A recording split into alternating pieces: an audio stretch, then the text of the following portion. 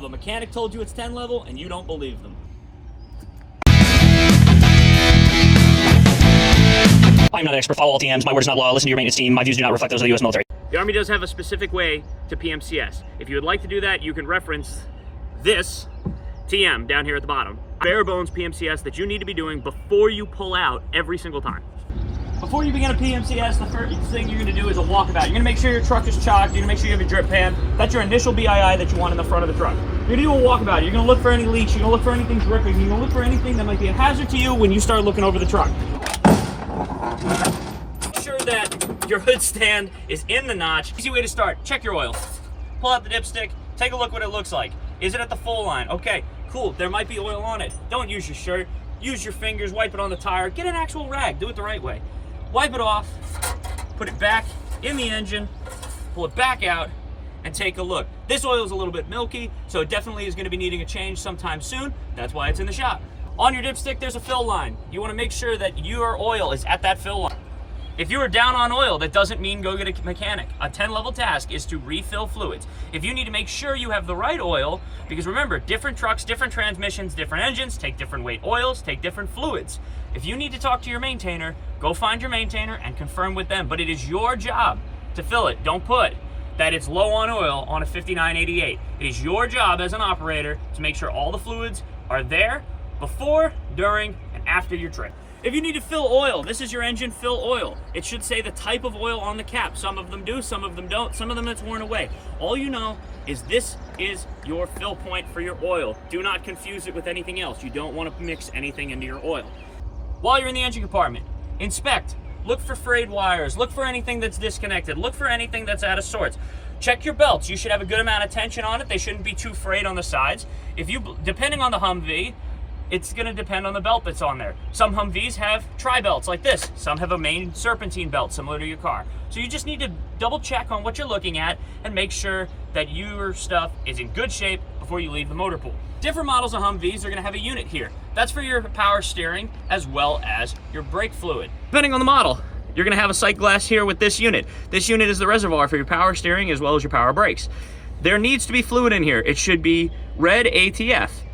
The fluid should be able to be seen on all sides of the bulb. If this is low, you will not be able to turn properly and you may not have full braking power. So ensure that the fluid's in here. If you need to fill it, you pop this up and you fill it up on the top. Whenever you fill one of these, you need to work it in. So you fill this up and then you turn the wheels a couple times when the truck starts running. So that way you can assure that you have enough fluid and you have enough power to both stop and turn. Some of these trucks have serpentine belts, like I was saying. You might not have a 3-belt, you might have a serpentine belt. It just depends on your model, and the same thing, you're gonna inspect, you're gonna make sure that it's not damaged, it's not frayed, and it's complete, and has good tension on it. If it needs to be retensioned, you need to do that. All right, we checked the oil, we checked the belts, let's check the transmission fluid. Notice the color of the transmission fluid. It is red, this is red ATF, or just commonly known as cherry juice. You wanna ensure the exact same thing on your dipstick. You want to make sure you're at the fill line. But here's the tricky thing with transmission fluid. You are supposed to check it after the truck's been running and it's hot. So this is not an accurate representation of your transmission fluid. The transmission has to be at operating temperature before you check it. So you're asking me, how the hell am I supposed to do that if I haven't driven the truck yet and this is my PMCS, my prior, my preventative, my before? How the hell am I supposed to check that? Very easily. You check it during your during. Before you leave, you want to ensure you have plenty of transmission fluid in it. That's going to ensure that you're going to be good. But during PMCS, when you halt on a break, you're supposed to pop the hood on this. You're supposed to check to make sure your truck is still running so we don't have to call the wrecker. Let's move on from that. So you're going to check your hoses. You're going to feel are they overly squishy? Do they feel like they're broken anywhere? Do you see any wet spots? Do you see any leaks? That's what's important. Now let's move over to your reservoir for your coolant. Now, never open a coolant system when it's hot. Never, ever, ever open a coolant system when it's hot. Can you on this reservoir without getting burned? Yes, but I would not suggest it unless you absolutely have to. I would not suggest it. I think that's something better left to a maintainer because they're just going to know better. If you feel that you can handle it, go for it, but I'm not going to say that necessarily should. We're going to pop the cap. You got to push down. It's going to release pressure, and then you're going to rotate it, and you can take the cap off. You heard the pressure release. This is a pressure sensitive cap. Whenever you're doing a full service on it, you check the pressure of this and the pressure of your coolant system. It's a pressurized system. You're gonna check the fill line here. You're gonna see what's going on. Is there fluid in there? Okay, there is fluid. Are we low? We are low. So we need to top off this fluid.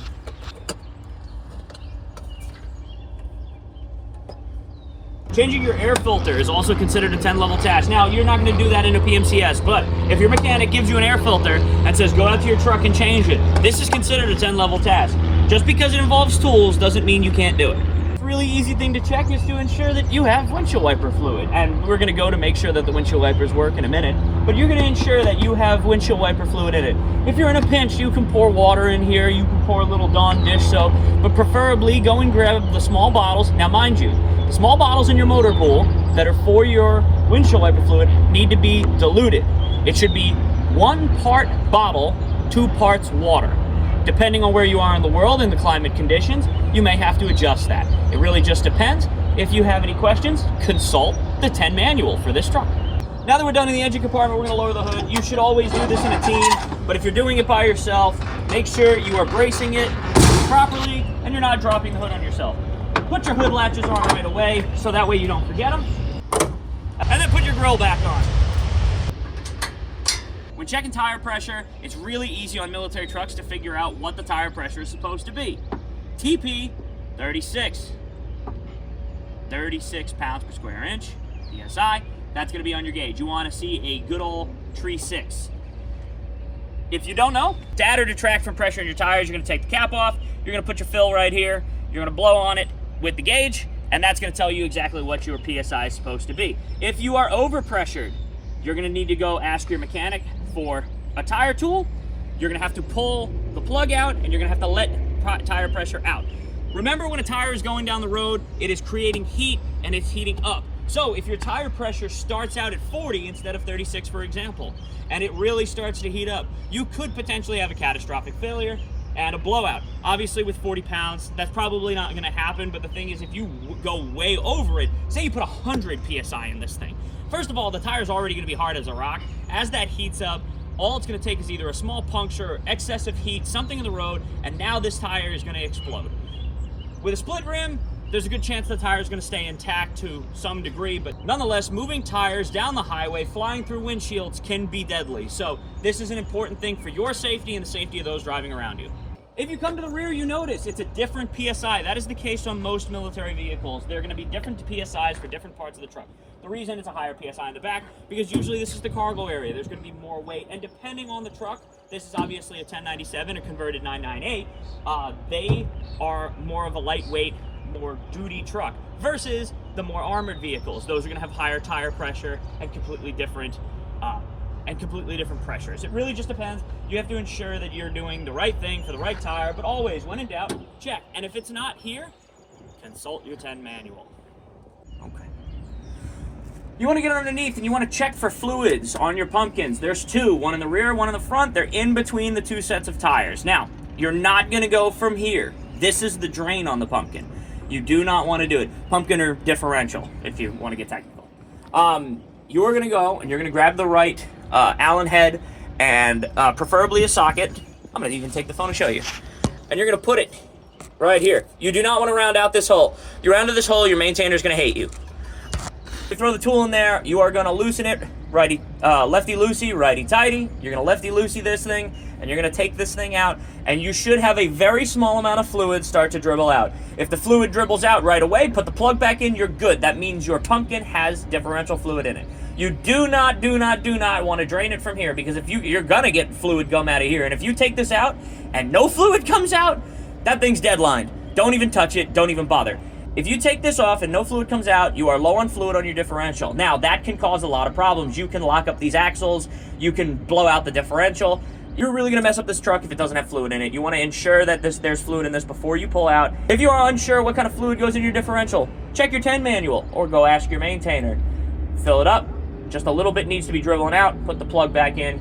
Same on the rear as the front. You also need to check your hubs. So right here, this is your hub drain. You are going to pop this off. A little bit of fluid should come out. A little bit of fluid came out, great. Tighten it back up. Ensure that it is actually an oily fluid.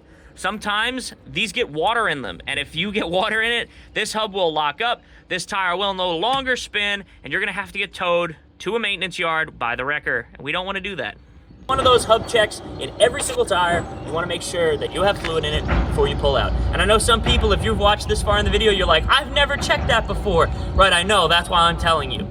At this point, we've come to the Penel Hook. You wanna make sure that your Penel Hook spins. You know why? Because you may have to recover a vehicle with a tow bar. If your Penel Hook does not flex, does not move, that's a hazard to hook a tow bar up to it. You need to have play. So make sure it spins as freely as this one is spinning right now. Even better if it spins better. Make sure that the cotter pin is on the back and then the capsule nut is on. If you're not towing anything, lock it down, put a pin in it. There needs to be a pin in this. If you don't have a pin, go find one. Go ask your maintainers. Make sure there is one in here. This is important when you're rolling out.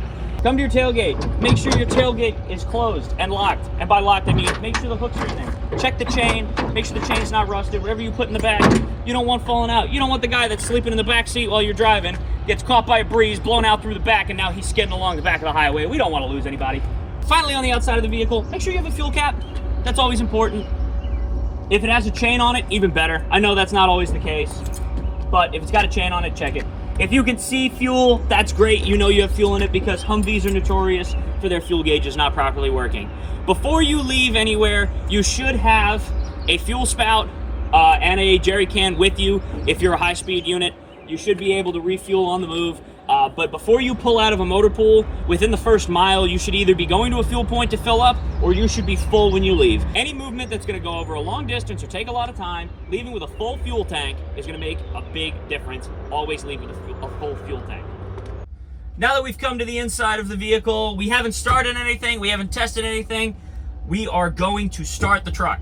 Many of you guys have seen videos on TikTok before, how to start a Humvee. If you've never seen it before, well, you're about to see it again. I would hope that anyone that's in the military watching this video knows how to start a Humvee. There are different types of gear selectors depending on what model of the Humvee you're in. If you notice, this one doesn't have park. You're gonna ensure the truck's in neutral. Jiggle it around, make sure it is locked into neutral. You're gonna look down at your transfer case. You're gonna make sure that your transfer case is in high or in neutral when starting. Preferably leave it in high. Usually that's a good rule of thumb, leave your truck in high. You're gonna ensure that your e-brake is pulled and locked so that way you know the truck's not gonna roll. You're gonna put your foot on the brake. You're gonna flip to the run. You're gonna wait. The reason you wait is for your glow plugs. Your glow plugs need to heat the engine block within a diesel to cause combustion. There is no spark plugs in a diesel. Once the wait light goes out, your brake light is on, you are all good to start the truck. We've started the truck, the battery's a little bit low. We're gonna see if that comes up while we're charging. It was enough in hot weather to start the truck, but I guarantee you in cold weather, this truck probably wouldn't have started. Fuel gauge says we have a quarter of a tank. I don't always trust these, but it's always easier to make sure the tank's full. Your temp gauge isn't gonna change until you're operating. You should not see this temp gauge exceed 240. If you see your temp gauge around 230 and your cooling fan isn't kicking on, that's a problem. You need to pull over and you need to check because you're in danger of overheating. Oil pressure is gonna sit around 50 pounds. As long as it's sitting between 30 and 60, you're doing fine. Once we're in here and the truck's running for a little bit, you're gonna do a systems check. Look, the horn doesn't work. You know why the horn doesn't work? Because we haven't turned the lights on. Turn the lights on. Now the horn works. Always turn the lights on before you try to operate any electrical within a Humvee. Let's ensure the windshield wipers work. They do. Let's see if they spray. No, you know why they don't spray? Because there's no fluid in it. Now we're gonna check lights, and you should always be doing this with a TC. A PMCS is never done alone. You should be doing it with whoever's gonna be riding shotgun with you. Right now, my TC is gonna go up front, give me the hand signals that he wants to see, so we can ensure that all of our lights are working. Well, we were gonna show you checking the directionals, but there's an issue. There's no directional on this truck. As we have said before, this is a maintenance yard. This is where trucks come to get work done on them. That's an issue. I can't show you in this video, but check lights. Check lights. Check your fronts, your rears, your directionals, your high beams, your brake lights. Make sure you check all of them before you pull out. All right, now that we've ensured everything within the cab works, that's important to pull out. The only other thing that you do in an up armor is you make sure that the heat and the air conditioning work. Because if an air conditioning doesn't work in a sealed armored vehicle, that truck's deadline. That truck's not supposed to leave. Now that we've checked everything, we're gonna turn the truck off. We're gonna do a last little walk around, and we're gonna ensure that everything's good to go, and then we're gonna go. We're gonna poke our heads underneath, look for any leaks, anything dripping, anything like that. We know that nothing's leaking right now, so we are good. Final steps are in. We're gonna grab our drip pan. Drip pan can go in the cargo area or in the back of the truck. We're also gonna grab our chalk block, pull that out.